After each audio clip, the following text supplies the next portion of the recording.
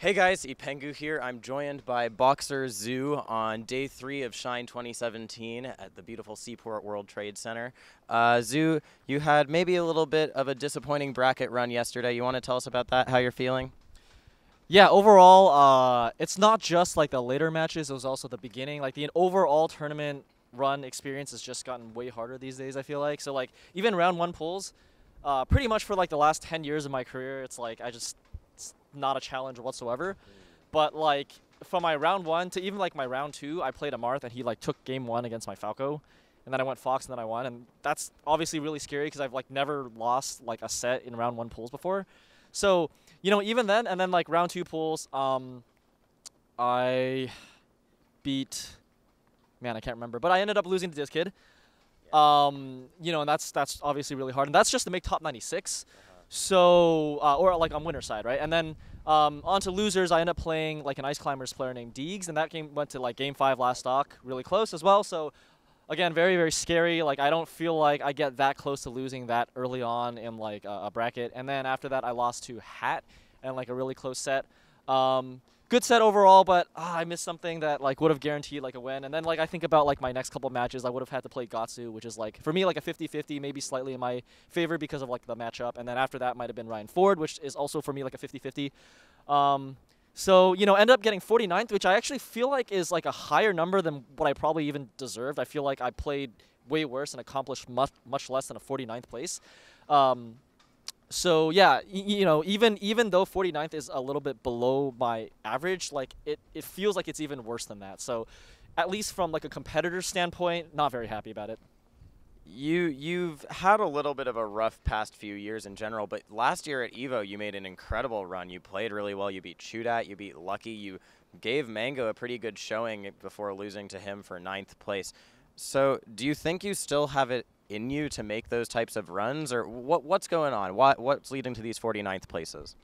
Yeah, so I think it's a combination of things. I think one, on my side, it's just I haven't put as much time into the game. Like, I've just been very, very busy with, like, other stuff, like work, like my wedding, whatever, just, like, personal stuff, right? But, like, just the level of competition has, like, greatly grown since then. I think on a given day, there's just, like, way more, like net play warriors or just like people who've been grinding. Like, tournaments are super common these days, and people are all kind of, there's like a base level of like skill that everyone's just hit, like especially against space animals. Like, pretty much everyone can do a lot of like the combos, maybe not as perfect as like Mewtwo King or something, but if they hit like even 70% of that, that's like pretty good. That's like 3 exchanges can kill a Falco, right? And most people know how to like set up those 50-50s where they'll get like a startup and I could just lose, right?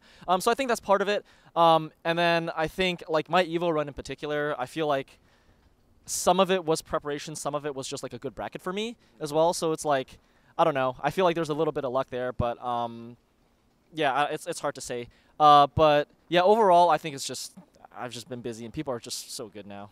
So what's the path forward then? If preparation is what got you to do well at EVO, if people are so good now and you've been so busy, are you just like, okay, I get 33rd now, that's my life. What's going on now? What are you looking forward to in the future to do better?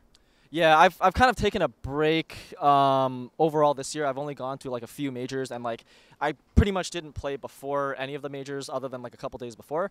But I think going forward from now on, I'm gonna try to put more time to just like preparing before a tournament. And so what that means is just like dedicating time like every single day to at least like practice tech skill, or just like maybe net play a little bit, or like actively like go out and play people in my region. I live in NorCal, so I have no excuse really. Like, I have nothing. Like Duck like today, McCain was talking about how he can just play Mango on net play whenever he wants. Like, Duck doesn't have that. I take that totally for granted. I can play like PP or anyone anytime. So so yeah, preparation. And I think we talked about this a little bit, but I think just like focusing on being a player. I think for me, like, even when I go to tournaments, I end up like commentating. Sometimes, like today or just over the weekend, there's a little bit of conflict between like my my pool and my commentary block. Like, I had my pool, and then my round 2 ran into my like commentary block a little bit, and then I commentated, and then immediately after that, I had to play like my top 96 matches. So that was a little rough, yeah. So I think I'm just still trying to do too many things at once, and just I need to put a little more focus on me as a player and get rid of all the other distractions. Because if I had to be honest with myself, like being a player is probably the most fulfilling thing for me currently. So are we going to see you showing up? You said you're going to focus on being a player. Does that mean we're going to see you showing up to more tournaments, to more majors, even to maybe some more locals and regionals soon? I'd hope so. I'm definitely still going to go to all the majors. I think the main difference isn't like the number of majors I go to, because it's still I go to like a handful, maybe like one or two more. But I think the difference is that I'm hopefully going to be more polished, like actually show up at each major. Whereas right now I'm just kind of there. I'm just here at Shine, but I don't no one.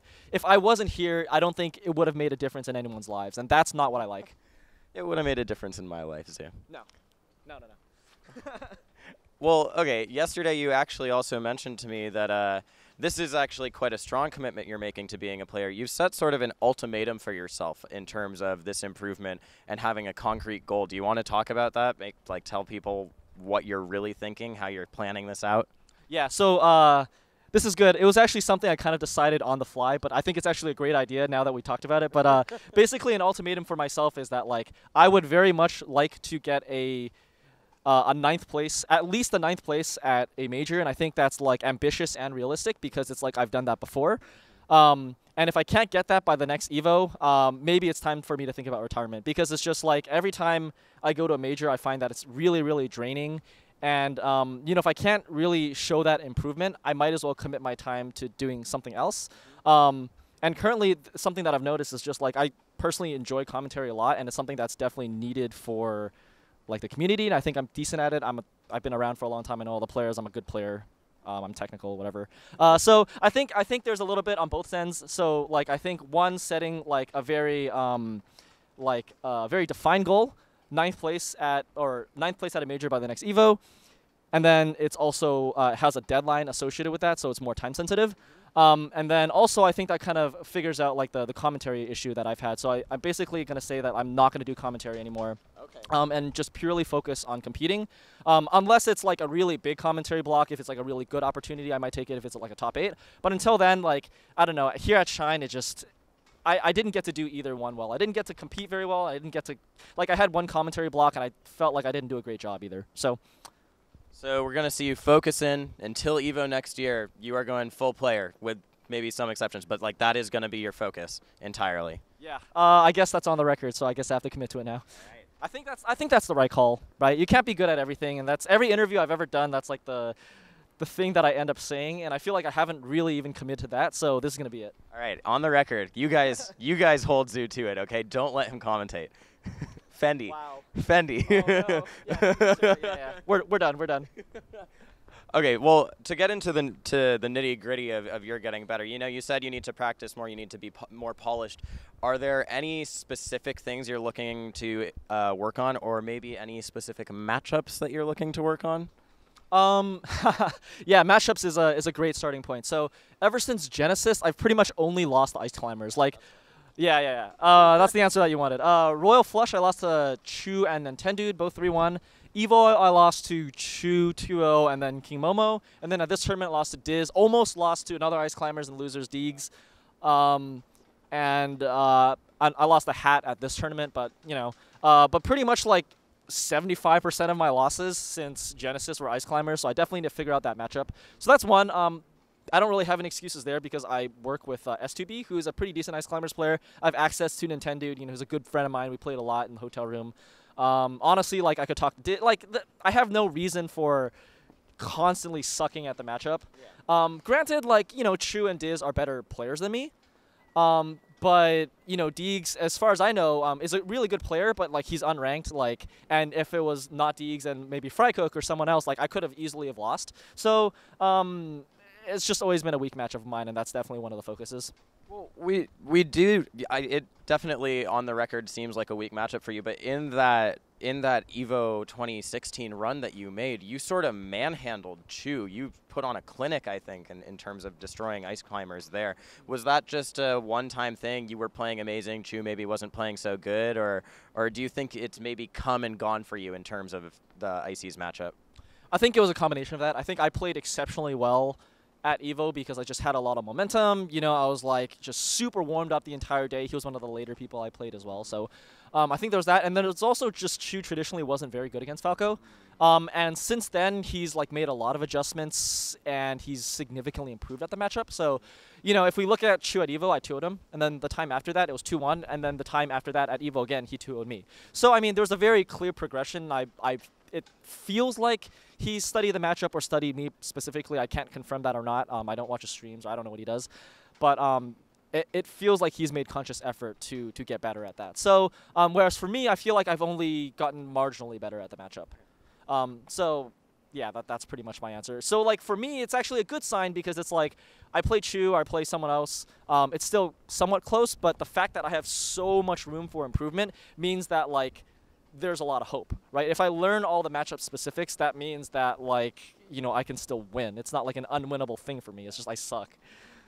Okay, you mentioned also earlier that when you lost to some Marth in your round 1 pool, you switched to Fox, and you have made quite a few little dabbles into character switches. Oh, I'm going to play Sheik for a little bit. I'm going to play Fox for a little bit. In this period where you're focusing on being a player, is it all Falco with maybe just like Fox for Puff, or are you going to continue to maybe switch? What's going to, because this is like a big commitment you're making, so what's your mindset on character choice going into it? Yeah, that's a really good question. I think, so like the ideal situation is that I have certain characters for certain matchups and I keep it consistent. And my plan was to go Falco for Marth for the most part, but then I played Dinuna. Ooh, I hope I got the name right. Dinuna? The Marth. The NorCal Marth? Is he NorCal? I'm not sure. But Dinuna, yeah, he took game 1, and he just had so many like really good Falco-specific tech, and I just felt like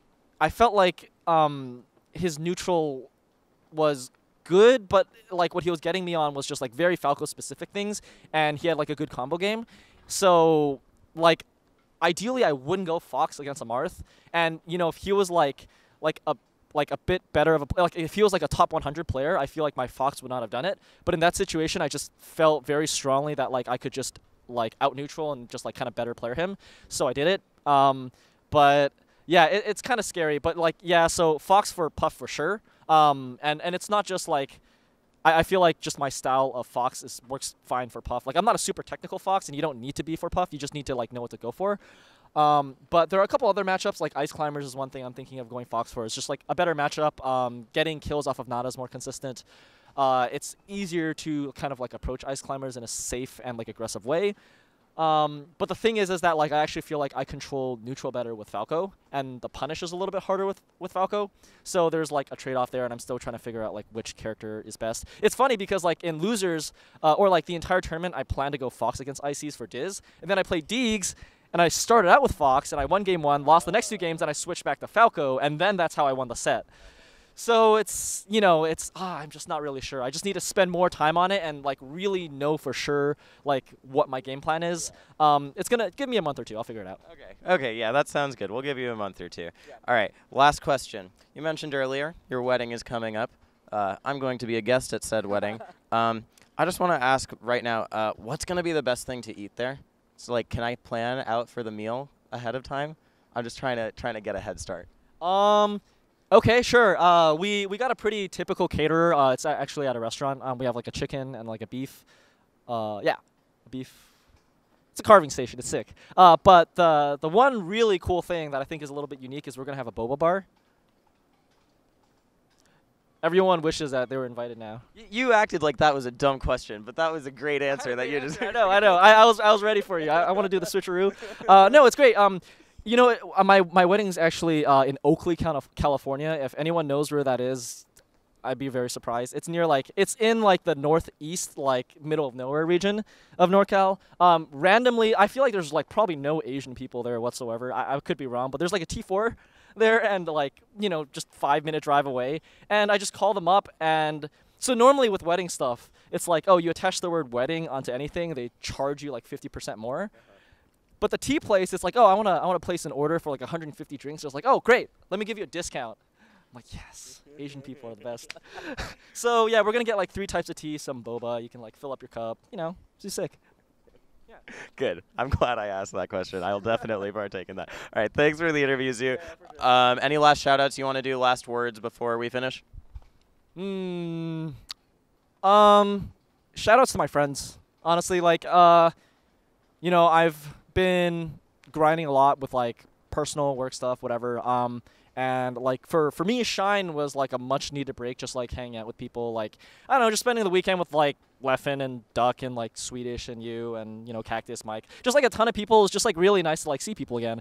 And I don't know, for me that's like really important. It's the reason why I've been going to events. And even if I have a really shitty performance, I'll still have a great time. So it's great. I like how you named like 6 top players. Oh, and you too. Yeah, didn't you too? Is that why you laughed? I can keep going. There's a big group. Juggle Guy, Aiden, Leah, Chuck Lee, Churros, you know, squad.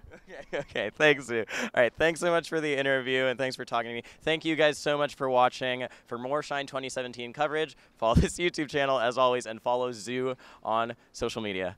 Thanks, guys. And Epengu. Yeah, you can do that too. Thanks.